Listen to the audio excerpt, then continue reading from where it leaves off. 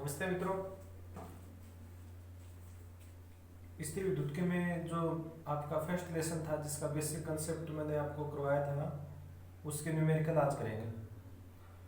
विद्युत क्षेत्र था भी पहला लेसन और विद्युत क्षेत्र की कुछ न्यूमेरिकल देखेंगे आज। विद्युत क्षेत्र देखिए किस प्रकार के आपको बेसिकली क्वेश्चन पूछे जाते हैं। कोई भी एग्जाम हो देखिए उसमें 5 या 7 क्वेश्चन आधारभूत क्वेश्चन आते हैं जो कि ये मान के चलो आप सबको आते हैं। यदि उन क्वेश्चनों में आपका क्वेश्चन गलत होता है ना तो आप पिछड़ते हो। तो कैसे आधारभूत क्वेश्चन आपको पूछे जाते हैं, साधारण साधारण क्वेश्चन करवाऊंगा आज। 3-4 दिन लगाएंगे पहले लेसन के न्यूमेरिकल में और अच्छे प्रकार से न्यूमेरिकल आपको करने। जैसे देखिए कि पहला क्वेश्चन, किसी धातु के गोले को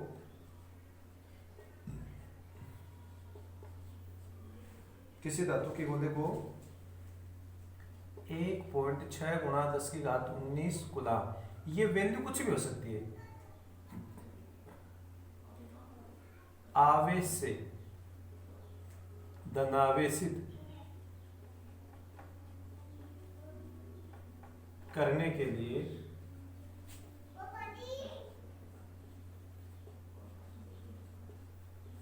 कितने इलेक्ट्रॉन निकालने होंगे।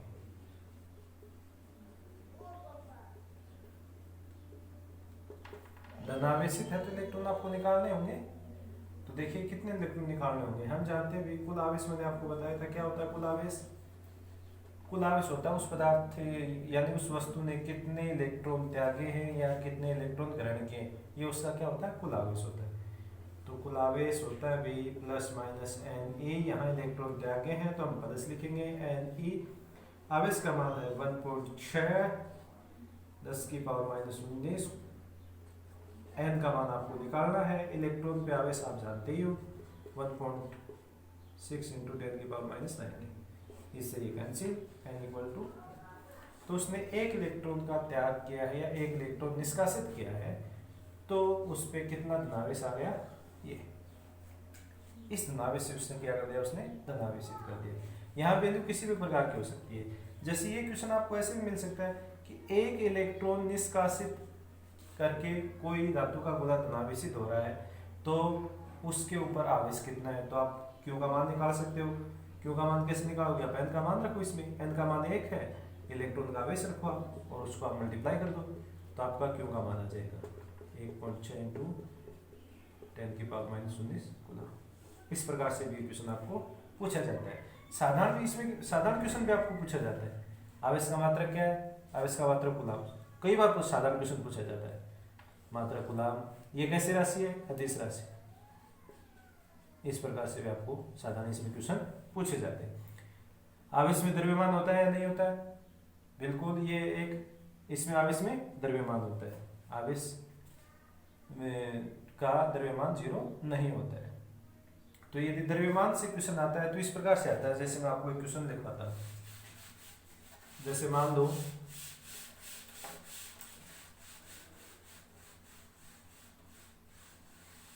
जैसे क्वेश्चन आ रहा है आपको, किसी वस्तु को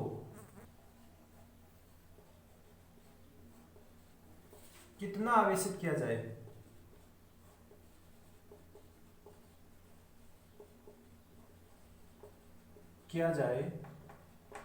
कि उसके द्रव्यमान में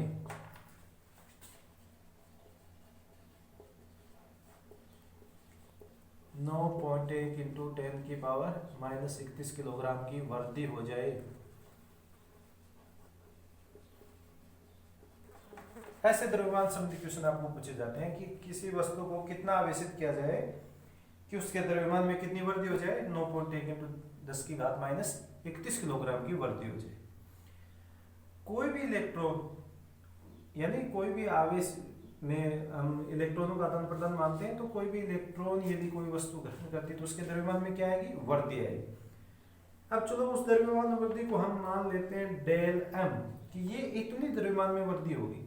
तो आपको थोड़ा सा एक कंसेप्ट याद रखना है कि ये वृद्धि कैसे होगी। जैसे मान लो उसने एक इलेक्ट्रॉन ग्रहण किया तो उसके द्रव्यमान में वृद्धि कितनी हुई, एक इलेक्ट्रॉन के द्रव्यमान के बराबर है, यानी 1 गुणा इलेक्ट्रॉन का द्रव्यमान यदि वो 2 इलेक्ट्रॉन ग्रहण करता है तो उसके द्रव्यमान में वृद्धि कितनी हुई, 2 गुना इलेक्ट्रॉन का द्रव्यमान। 3 करता है तो 3 गुना इलेक्ट्रॉन का द्रव्यमान।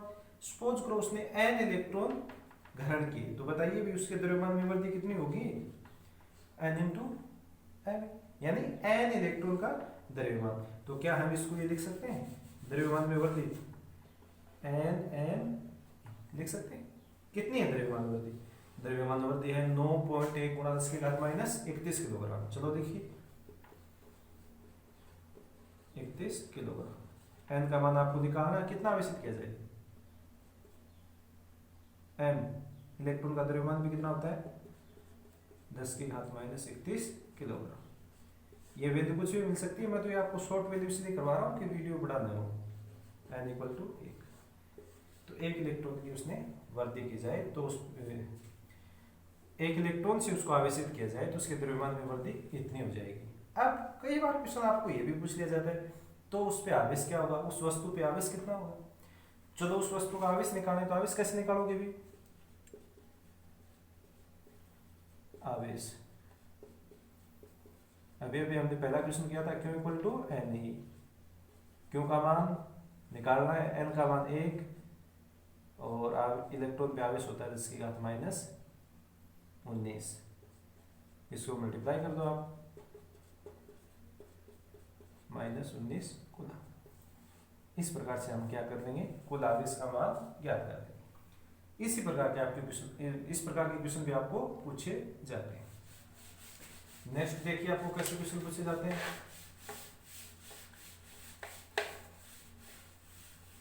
जैसे कि मान लो आपको दे दिया कि, जैसे मैं लिख देता हूं 9 इलेक्ट्रॉन और 4 इलेक्ट्रॉन, ये कोई 2 आवेश है और इनके मध्य किसी क्यों आवेश को कहां रखा जाए कि यह संतुलन अवस्था में रहे, यानी दोनों के साथ क्या हो, संतुलित अवस्था में। दोनों के मध्य की दूरी मान लेता हूं मैं r है और इसको रखा है वो दूरी यहां से x है, तो आपको पता होगा ये कितनी होगी, r माइनस एक्स होगी। तो क्या हम निकाल सकते हैं कि इस क्यों को कहां रखें कि ये संतुलित अवस्था में है। एक समीकरण से आपको प्राप्त होगा, चलो देखते हैं। हम यहां से लेकर यहां तक का बल निकाल रहे हैं, ये बल की दिशा होगी, और उसके बाद में यहां से लेकर यहां तक का बल निकाल रहे हैं, यहां तक। दोनों बलों को क्या करते हैं, हम बराबर करते हैं, यहाँ बल की दिशा ये हो जाएगी। ये बल मान लेते हैं F1, ये बल मान लेते हैं F2। F1 इक्वल F2 है, तभी तो ये संतुलन अवस्था में होंगे, और वो आपको ज्ञात करना है। बहुत अच्छा क्वेश्चन है। चलो देखते हैं, सीधा लिखता हूँ कि, क्योंकि F इक्वल टू आपको पता है ना कूलाम बल, K Q1 Q2 बटा मध्य दूरी स्क्वायर, ये होता है।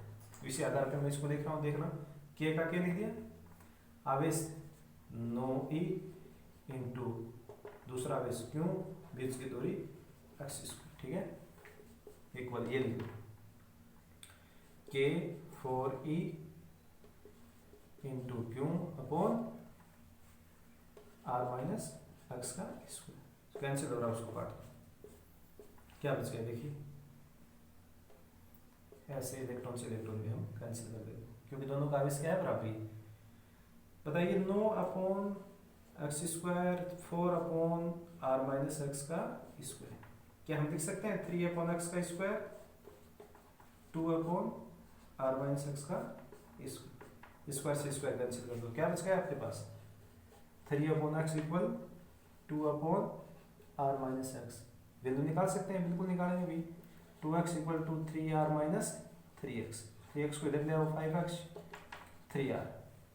x की वैल्यू निकाल लो, क्योंकि संतुलन अवस्था के लिए तो x की वैल्यू चाहिए आपको, और x की वैल्यू आ जाएगी 3/5 इंटू r। आपको यहाँ रखना है, जैसे मान लो आपको r का मान मिलता है 5 मीटर, r का मान 5 मीटर है, तो बताइए x का मान कितना होता है 3/5 इंटू 5, x इक्वल टू 3। तब उस क्यों आवेश को कहाँ रखते, यहाँ से 3 मीटर की दूरी पे रखते। ये दूरी कितनी रखते, 3 मीटर की दूरी, तब वो संतुलन अवस्था में होता है। इस प्रकार के क्वेश्चन भी आपको अधिकतर पूछे जाते हैं। नेक्स्ट देखिए, एक क्वेश्चन आपको इस प्रकार का पूछा जाता है, बहुत ही अच्छा क्वेश्चन है, सिंपल क्वेश्चन है।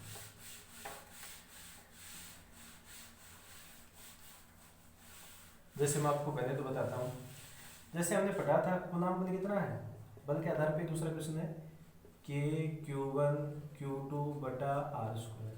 यहाँ के क्या था, एक नियतांक, और ये नियतांक डिपेंड करता है उस पदार्थ की प्रकृति पे।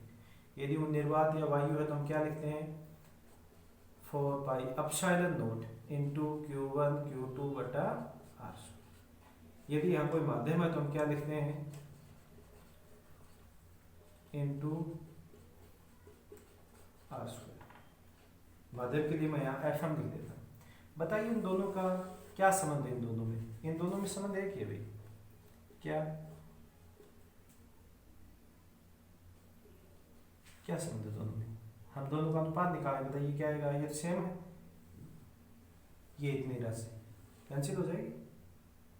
ये देखिए दोनों की सेम ही तो है, अनुपात निकालेंगे तो क्या प्राप्त होगा आपको, F0। इसमें आप इसका भाग दोगे, क्या प्राप्त हो जाएगा आपको, एप्सिलॉन नॉट। ये तो प्राप्त होगा, क्या होता है एप्सिलॉन आर। क्या मैं लिख सकता हूँ एफ एम, यानी किसी माध्यम का बल, कोई भी मीडियम है माध्यम का बल, वो कितना आएगा,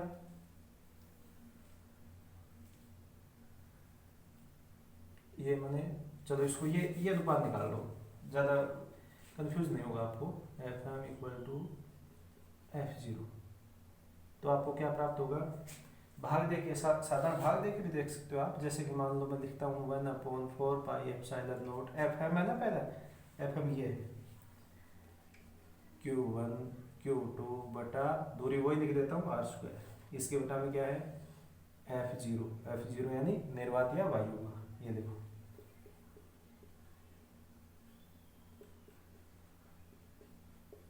अपॉन आर स्क्वायर।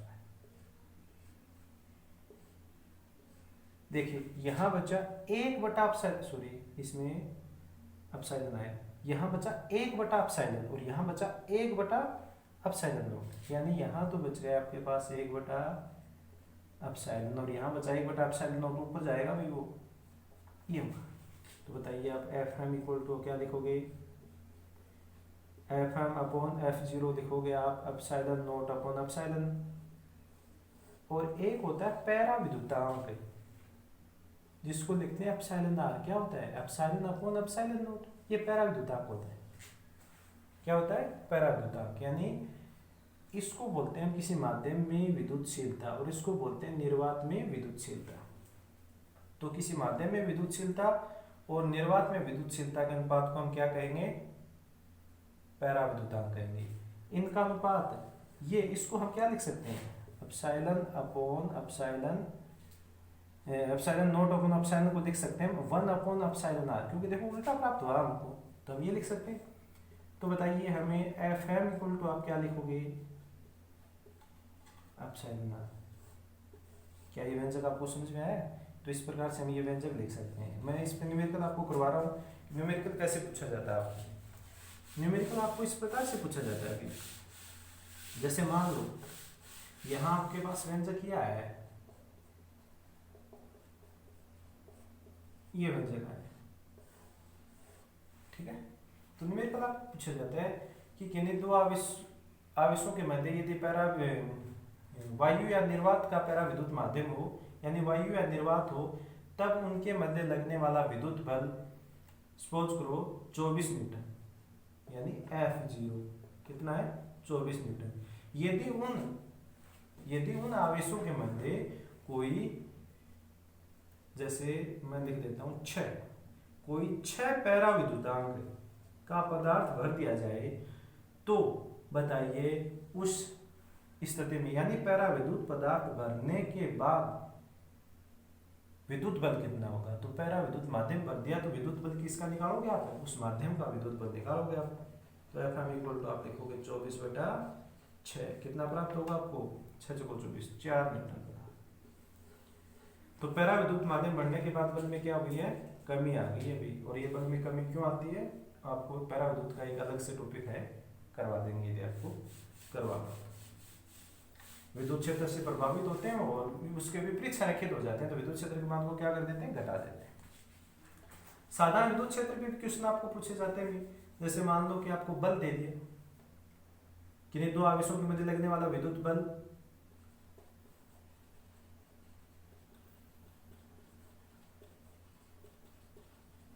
विद्युत बल